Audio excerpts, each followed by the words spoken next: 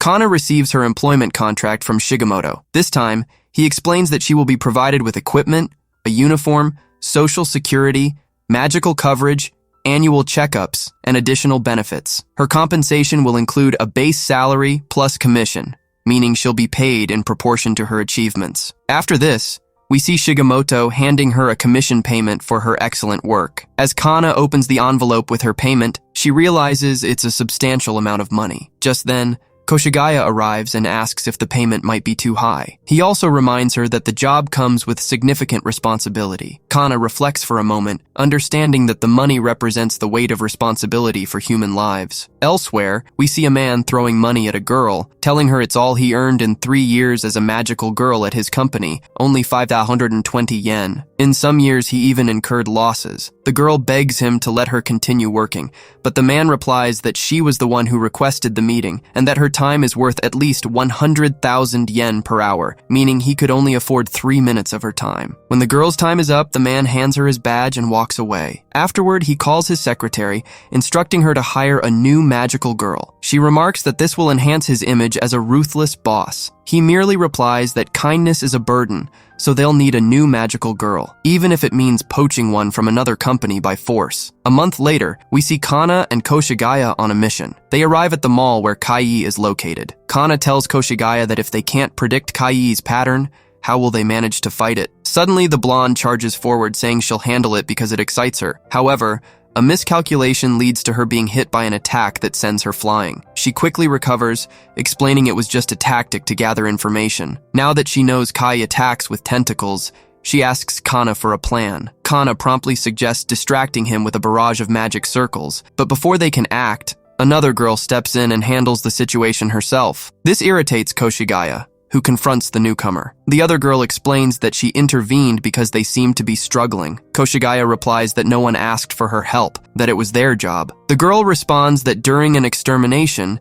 if a magical girl is in danger, other companies have the right to step in. She adds that it's not a big deal, as Koshigaya's company will still receive payment for the job. Still frustrated, the blonde insists she wasn't in danger, claiming it was all part of her strategy. The girl apologizes, adding that in that case it was simply a poor strategy, before walking away. Back at the office, Koshigaya points to a nearby building and explains to Kana that the girl who intervened was from the largest magical girl company in the area, AST Corporation. Kana, impressed, wonders if these corporate magical girls could handle all the exterminations on their own. Despite the encounter, the two decide to grab some ramen as they fly back to the office. The girl who had intervened in their mission is named Tsuchiba. She arrives at her own company's building to deliver her rapid compression report. One of the employees, excited, congratulates her, announcing that she's broken the compression record once again. The scene then shifts to the man who is about to hire a new magical girl. After seeing Tsuchiba's results and realizing that it was a Magi-Lumière mission,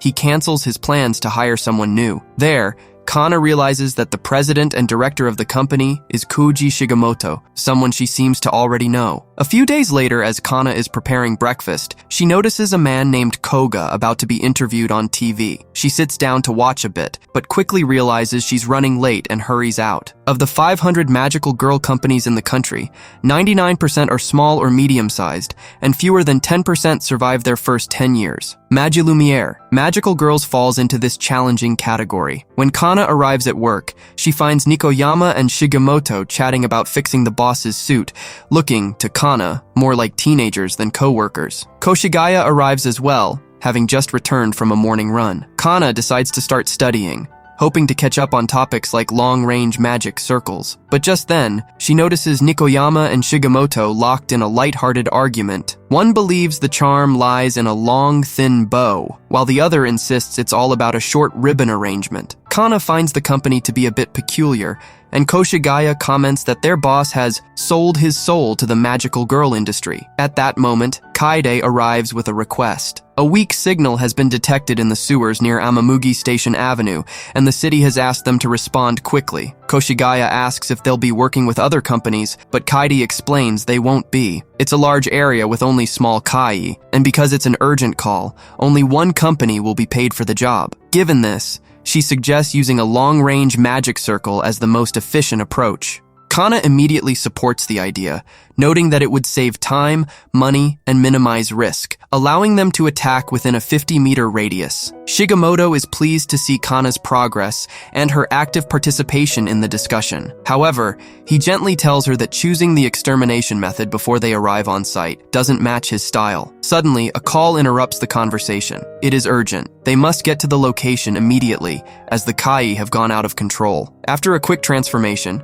both girls head out on the mission. Koshigaya reminds Kana of the mission location and advises her to ask Nikoyama about the position of each Kai. As they fly, Kana ponders Shigemoto's comments about aesthetics and wonders if they prioritize aesthetics over efficiency as a company policy. When they arrive at the Amamugi shopping district, they quickly realize that it is overrun with Kai. Meanwhile, Koga is stuck in traffic and is informed that the cause of the jam is Kai activity in Amamugi. One of his assistants suggests that they fly if necessary and orders that they send one of their magical girls. Koga assesses the situation and notices that someone else is already dealing with it, but he thinks they are taking too long, assuming that a magic circle would have resolved things much quicker.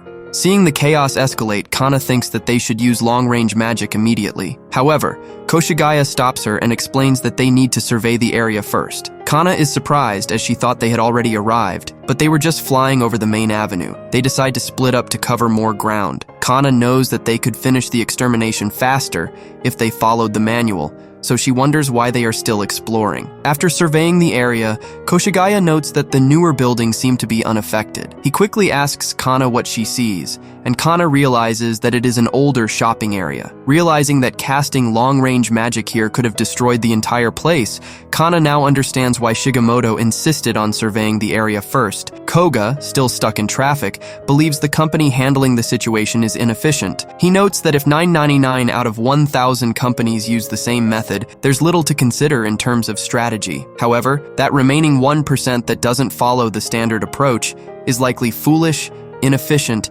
and overly idealistic. Koshigaya quickly turns to Kana, reminding her not to try to do everything on her own and that she can ask for anything except money. Kana brings up the magic circle again, stating that while it would be effective against the Kai, it could also devastate the buildings and surrounding area. However, with the Kai multiplying rapidly, attacking them one by one isn't feasible. Still, she has an idea, even if it feels a bit silly and idealistic. Koshigaya encourages her to share the plan, assuring her that if it fails, she'll take over. Besides, their company isn't one to reject new ideas. Kana proposes that since the Kai are moving through the sewers, the best option would be to attack them from there. If the sewers are connected, it would be like fumigating the area. However, there's one problem. There isn't currently a magic capable of doing that. Shigemoto chimes in, saying that the idea itself is valuable. If there isn't a magic that can accomplish it, then they'll just invent one.